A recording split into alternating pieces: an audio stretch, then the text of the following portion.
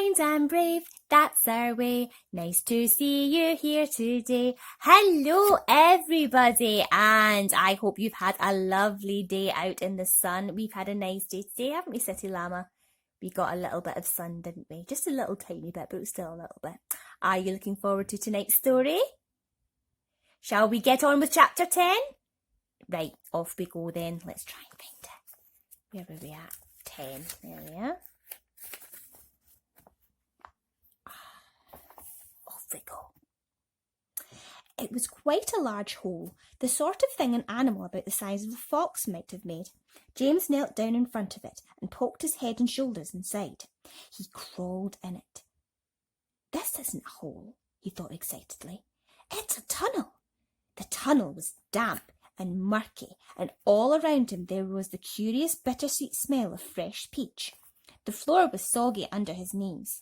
The walls were wet and sticky, and peach juice was dripping from the ceiling. James opened his mouth and caught some of it in his tongue. It tasted delicious. He was crawling uphill now, as though the tunnel were leading straight towards the very centre of the gigantic fruit. Every few seconds he paused and took a bite out of the wall. The peach flesh was sweet and juicy and marvellously refreshing. He crawled on for several more yards, and then suddenly, bang! The top of his head bumped into something extremely hard, blocking his way. He glanced up. In front of him there was a solid wall that seemed at first as though it was made of wood. He touched it with his fingers. It certainly felt like wood, except that it was very jagged and full of deep grooves. "Good heavens," he said. "I know what this is. I've come to the stone in the middle of the peach." Then he noticed that there was a small door cut into the face of the peach stone. He gave it a push. It swung open. He crawled through it, and before he had time to glance up and see where he was, he heard a voice saying, "Look who's here," and another one saying, "We've been waiting for you." James stopped and stared at the speakers, his face white with horror. He started to stand up, but his knees were shaking so much that he had to sit down again on the floor. He glanced behind him, thinking he could bolt back into the tunnel the way he had come, but the doorway had disappeared. There was now only a solid brown wall behind him. Chapter 11. James's large, frightened eyes travelled slowly around the room. The creatures, some sitting on chairs, others reclining on a sofa, were all watching him intently. Creatures, or were they insects? An insect is usually something rather small, is it not? A grasshopper, for example, is an insect.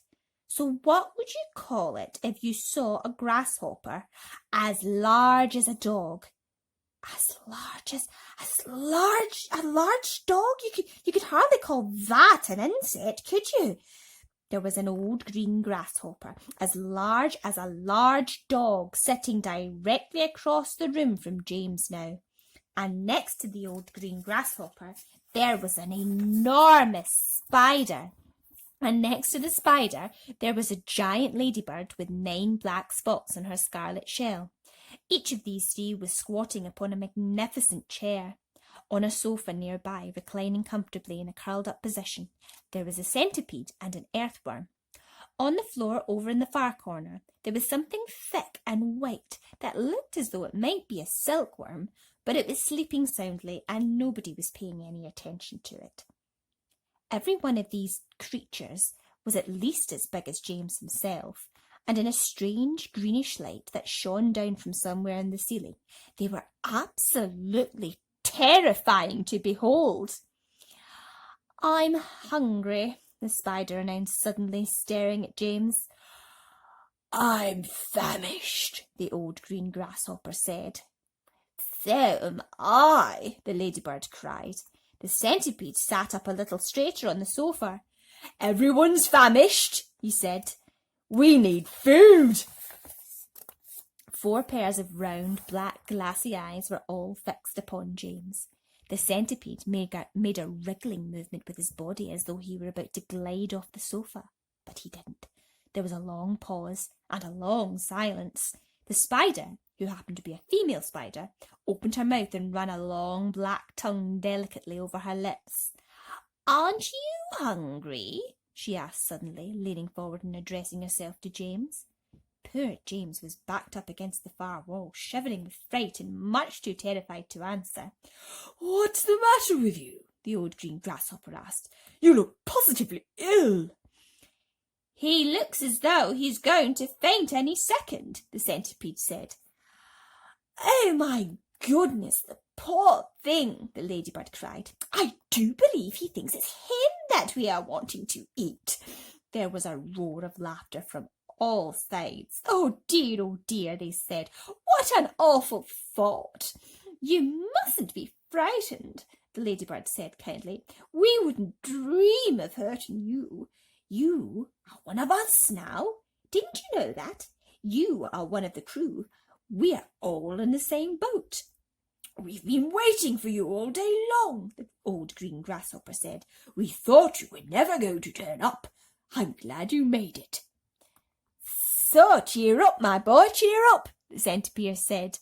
"And meanwhile, I wish you'd come over here and give me a hand with these boots. It takes me hours to get them off all by myself." Chapter 12. James decided that this was most certainly not a time to be disagreeable, so he crossed the room to where the centipede was sitting and knelt down beside him. "Thank you so much," the centipede said. "You are very kind." "You have a lot of boots," James murmured. "I have a lot of legs," the centipede answered proudly, "and a lot of feet, 100 to be exact." "There he goes again," the earthworm said, speaking for the first time. "He simply cannot stop telling lies about his legs. He doesn't have anything like 100 of them. He's got about 42. The trouble is that most people don't bother to count them. They just take his word. And anyway, there's nothing marvellous, centipede, about having a lot of legs." "Poor fellow," the centipede said, whispering in James's ear. "He's blind. He can't see how splendid I look." "In my opinion," the earthworm said, "the really marvellous thing is to have no legs at all and to be able to just walk just the same." "You call that walking?" cried the centipede. "You're a slitherer. That's all you are. You just slither along." "I glide," said the earthworm primly. "You are simply beast," answered the centipede. "I am not a slimy beast," the earthworm said. "I am a useful and much-loved creature. Ask any gardener you like. And as for you, I'm a pest," the centipede announced, grinning broadly and looking round the room for approval. "He is so proud of that," the ladybird said, smiling at James. "Though for the life of me, I cannot understand why." "I'm the only pest in this room," cried the centipede, still grinning away.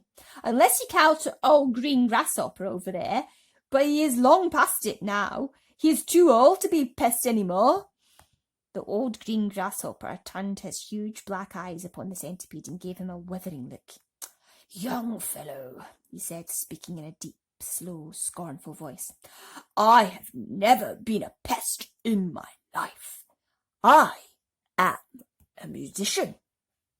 "Hear, hear," said the ladybird. "James," the centipede said. "Your name is James, isn't it?" "Yes." "Well, James, have you ever in your life seen such a marvellous colossal centipede as me?" "I certainly haven't," James answered.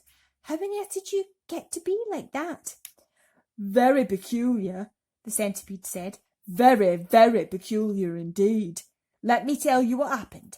I was messing about in the garden under the old peach tree, and suddenly a funny little green thing came wriggling past me nose.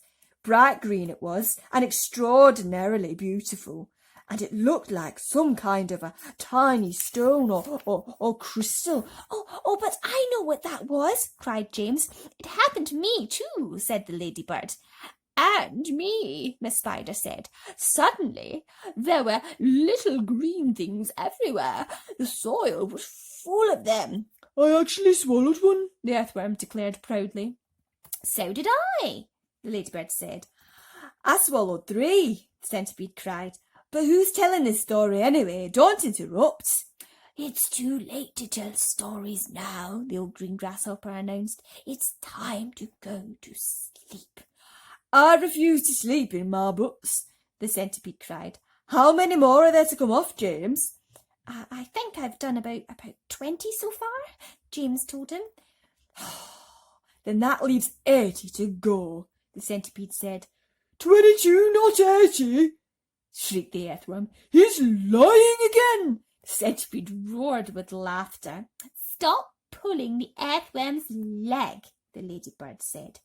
This sent the centipede into hysterics. Pulling his leg, he cried, wriggling with glee and pointing at the earthworm.